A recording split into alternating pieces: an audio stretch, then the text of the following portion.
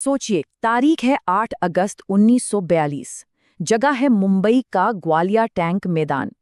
यहाँ महात्मा गांधी ब्रिटिश हुकूमत के खिलाफ एक आखिरी और निर्णायक संघर्ष की शुरुआत करने वाले थे। ये कोई आम दिन नहीं था। ये वो पंथ था जिसने भारत के इतिहास की दिशा हमेशा हमेशा के लिए बदल दी।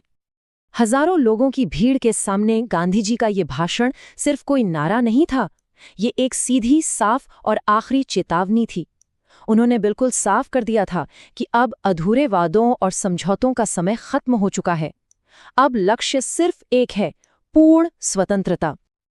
लेकिन ब्रिटिश सरकार भी चुप नहीं बैठी थी। वो तो पूरी तरह से तैयार थी। गांधी जी के भाषण के कुछ ही घंटों के अंदर एक झटके में एक सोची समझी योजना के तहत गांधी जी, नेहरू, पटेल, कांग्रेस का पूरा टॉप लीडरशिप जेल में था। अंग्रेजों को लगा खेल खत्म, आंदोलन शुरू होने से पहले ही हमने उसे कुचल दिया।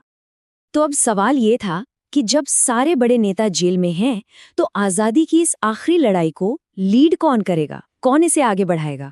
और दोस्तों, यहीं से हमारी कहानी एक बहुत ही दिलचस्प मोड़ लेती है। देखिए, करो या मरो का ये जो नारा था ना, ये अचानक से नहीं आया। इसके पीछे सालों की निराशा थी, अंग्रेजों के टूटे हुए वादे थे।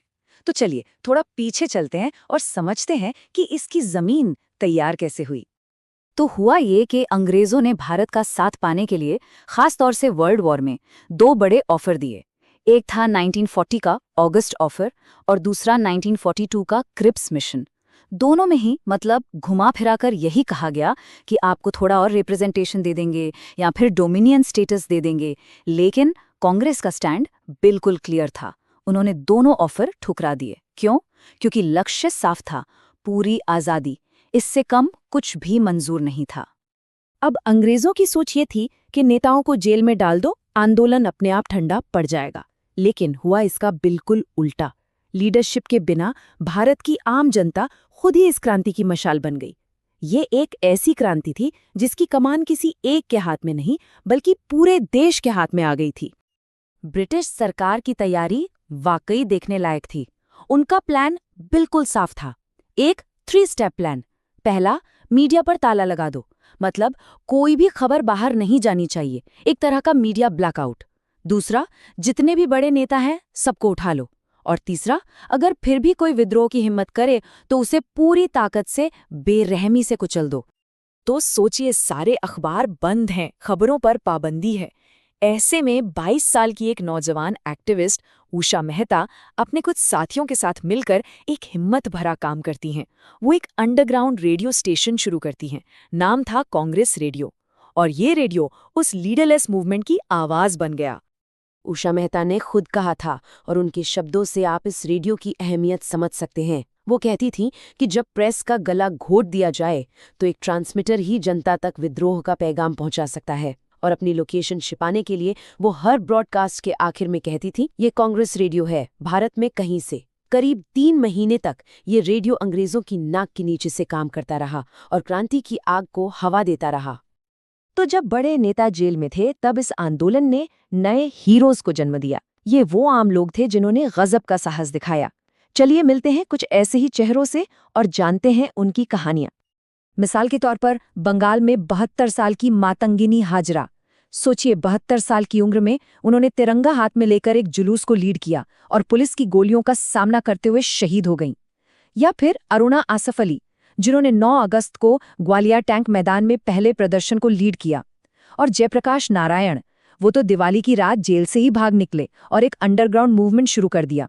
ये तो बस कुछ नाम हैं। ऐसे अनगिनत लोग थे जिन्होंने इस आंदोलन को जिंदा रखा। और इस आंदोलन का पैमाना कितना बड़ा था, इसका अंदाजा आप इस एक आंकड़े से लगा सकते हैं। 1 लाख। 1 लाख से भी ज्यादा लोगों को गिरफ्तार किया गया। हजारों लोग मारे गए। ये नंबर हमें 2 चीजें बताता है। एक, कि लोगों की भागीदारी कितनी जबरदस्त थी, और दूसरा कि ब्रिटिश सरकार का दमन कितना क्रूर था।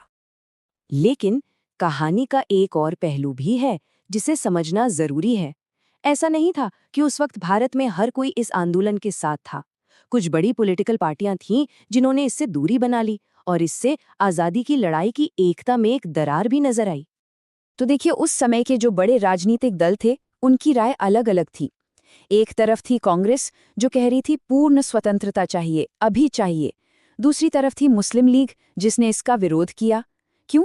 क्योंकि उनकी प्राथमिकता एक अलग देश यानी पाकिस्तान की मांग थी। और फिर थी हिंदू महासभा, जिसने अंग्रेजों के साथ उत्तरदायी सहयोग की पॉलिसी अपनाई।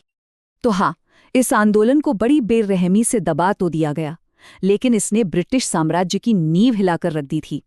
अंग्रेजों को एक बात साफ साफ समझ आ गई थी कि अब डंडे के जोर पर भारत पर राज करना नामुमकिन है। ये अंत की शुरुआत थी। और इस आंदोलन की ताकत का सबसे बड़ा सबूत जानते हैं कहाँ से आया? खुद अंग्रेजों की तरफ से।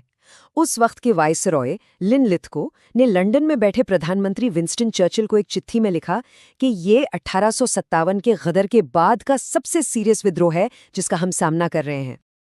तो आप देख सकते हैं 1942 के आंदोलन से 1947 की आज़ादी तक एक सीधी लकीर खींची जा सकती है। 1942 के इसी दबाव ने वो माहौल तैयार किया कि 1945 में जब ब्रिटेन में नई सरकार आई तो उसने भारत को आज़ादी देने का फैसला कर लिया, और ठीक 2 साल बाद भारत आज़ाद हो गया। तो अब हम इस पूरे विश्लेषण के आखिर में उसी सवाल पर वापस आते हैं। भारत छोड़ो आंदोलन, जिसे इतनी बेरहमी से कुचल दिया गया था, क्या वो एक फेलियर था, या फिर वो एक आखिरी और सबसे जोरदार धक्का था जिसने ब्रिटिश राज के ताबूत में आखिरी कील ठोक दी और भारत की आज़ादी को पक्का कर दिया? ये एक ऐसा सवाल है जिसका जवाब शायद इस बात पर निर्भर करता है कि आप इतिहास को कैसे देखते हैं।